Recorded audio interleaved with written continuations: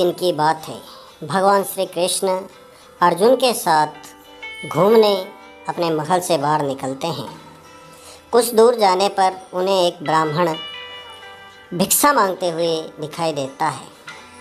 अर्जुन को ब्राह्मण पर दया आती है और उसकी गरीबी दूर हो जाए, इसलिए अर्जुन ब्राह्मण को सोने के सिक्के देता है। ब्राह्मण देवता जंगल के रास्ते से सिक्के लेकर जा रहे होते हैं, तभी एक चोर ब्राह्मण देवता से सिक्के छीन लेता है। ब्राह्मण देवता खाली हाथ वापस उसी रास्ते पे आ जाते हैं जहाँ श्री कृष्ण और अर्जुन घूम रहे थे। वापस आए हुए ब्राह्मण को देखकर अर्जुन को बड़ा आश्चर्य होता है। पूछने पर ब्राह्मण अर्जुन को सारी बात बताते हैं।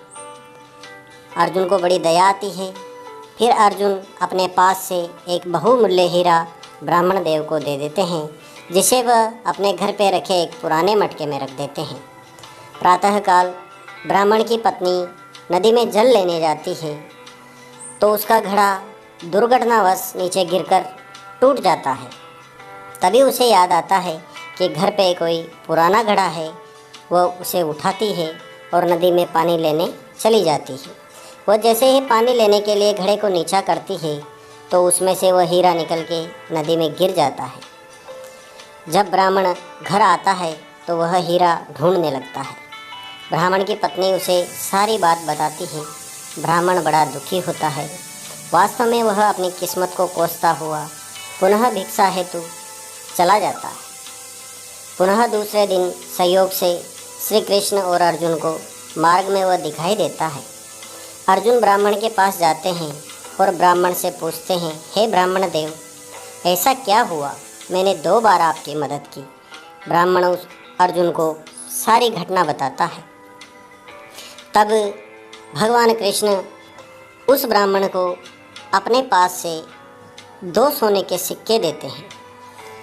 अर्जुन कहता है, हे भगवान, मुझे नहीं लगता कि इस ब्राह्मण की किस्मत में कहीं धन लिखा है या अमीर होना लिखा भी है। ब्राह्मण खुश होता है और अपने घर चला जाता है।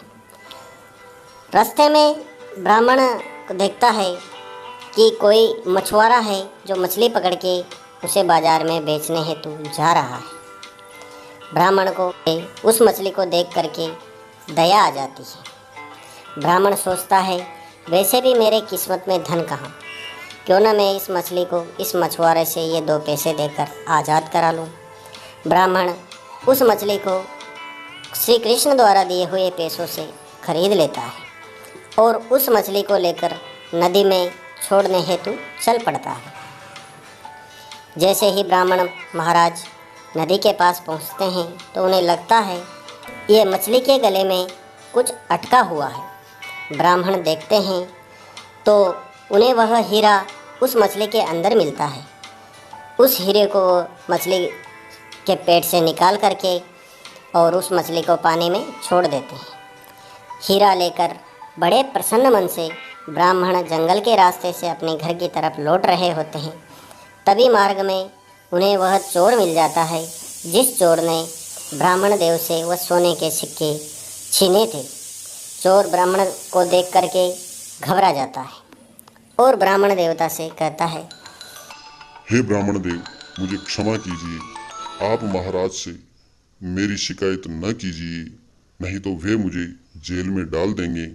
मैं आज के बाद कभी चोरी नहीं करूँगा और अपना काम करूँगा।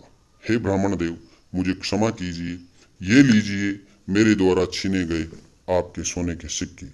इस प्रकार वह चोर ब्राह्मण देवता को सोने के सिक्के भी लौटा देता है। ब्राह्मण बड़े प्रसन्न मन से पुनः श्री कृष्ण के पास आता है और उन्हें धन्यवाद देता है।